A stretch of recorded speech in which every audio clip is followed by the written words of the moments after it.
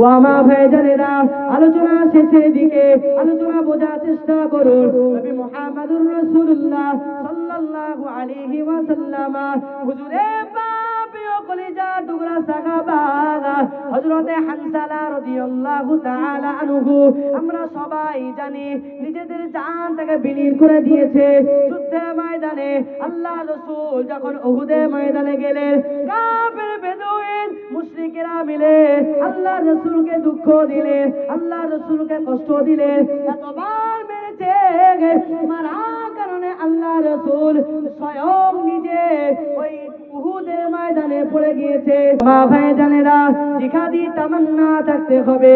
জিহাদি তামান্না যদি থাকে তবে আমরা ঈমানদার পরিপূর্ণ হয়ে যাবে। ও আমার ভাইজানেরা, ওই রকম সময় হযরতে হানজালা রাদিয়াল্লাহু তাআলা আনহু কি করলেন? বিছানায় যখন বিবির সঙ্গে শায়িত ছিলেন, শুয়ে থাকার পরে গোসলখানা করতে গেলে হঠাৎ করে যখন পানিটা মাথায় ঢালবে, এমন সময় মক্কা নগরীর গলিতে গলিতে খবর পৌঁছাতে লাগলো। কে যেন বলতে লাগলো যে মক্কা শরীফের মদিনাতুল মুনাওয়ারা নবী মুহাম্মদুর রাসূলুল্লাহ সাল্লাল্লাহু আলাইহি ওয়াসাল্লাম দুনিয়া ছেড়ে বিদায় নিয়ে চলে গিয়েছে। দুনিয়া ছেড়ে বিদায় নিয়ে চলে গিয়েছে।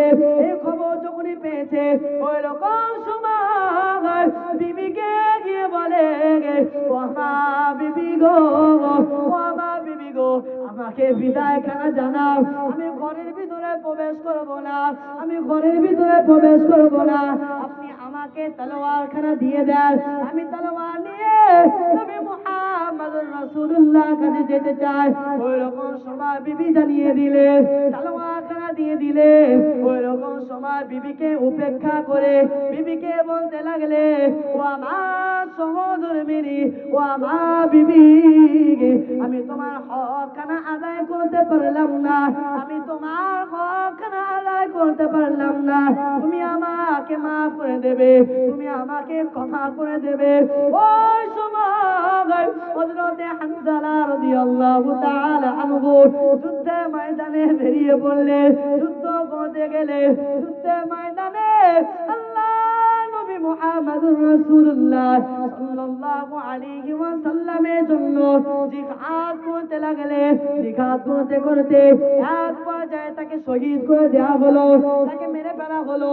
যে যখন শহীদ হয়ে গেল, এমন অবস্থায় আল্লাহ নবী মুহাম্মদুর রাসূলুল্লাহ সাল্লাল্লাহু আলাইহি ওয়াসাল্লাম জিজ্ঞাসা করলেন, সবাই তো শহীদ হয়ে গিয়েছে, সবাই তো শাহীদ, সবাই পড়ে আছে, সবাইকে দাফন করে। হানজালা রাদিয়াল্লাহু তাআলা আনহুর স্ত্রী বিবি তিনি এসেছেন।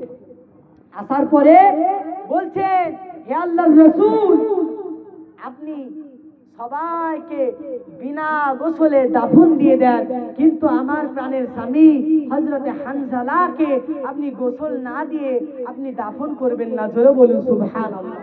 হুজুর আমার সমস্ত সাহাবায়ে কেরাম রাদিয়াল্লাহু তাআলা আনহুম আজমাইনদেরকে বিনা গোসলে দাফনখানা দিয়ে দেন, বা তাতে আমার কোনো অসুবিধা নাই।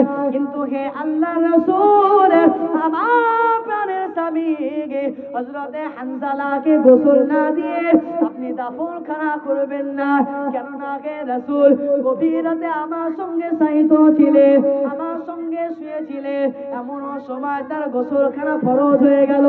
গোসল যখন ফরজ হলো, গোসল যখন করতে যাবে, এমন সময় মক্কার অলিতে গলিতে খবর পৌঁছাতে লাগলো নবী মুহাম্মদুর রাসূলুল্লাহ দুনিয়া ছেড়ে চলে গিয়েছে। গোসলটা করা হয় নাই, গোসলটা করা হয় নাই। আল্লাহর রাসূল, আপনি তাকে গোসল দিয়ে দেন, আপনি তাকে গোসল দিয়ে দেন, আপনি গোসল না দিয়ে তাকে দাফন করবেন না। আল্লাহ রাসূল চুপ করে আছে, গোসলের ব্যবস্থা করতে বললেন। এমন সময় আল্লাহ পাকের ফেরেশতারা আল্লাহ নবীকে কানে কানে গিয়ে এসে বলে, হে আল্লাহ রাসূল, হানজালার গোসল দিতে হবে না, হানজালার গোসল দুনিয়ার কোনো পানি দিয়ে হবে না। আল্লাহ পাক আল্লাহ তাআলা জান্নাতের ফেরেশতা মিলে গসিলুল মালাইকা, এই হযরত হানজালা রাদিয়াল্লাহু তাআলা আনহুকে আল্লাহ পাক আল্লাহ তাআলা ফেরেশতাদের মাধ্যমে আল্লাহ পাক আল্লাহ তাআলা তাকে গোসল খানা দিয়ে দিয়েছে।